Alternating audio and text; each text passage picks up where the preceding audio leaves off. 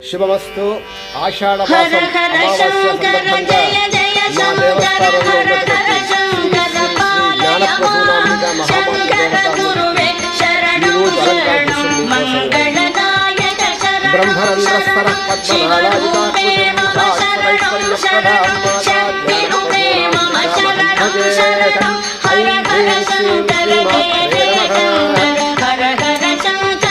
శ్రీ రూపేశ్వర స్వామి వారు ఆషాఢ మాస అమావాస్య సందర్భంగా స్వామివారి అలంకారం అమావాస్య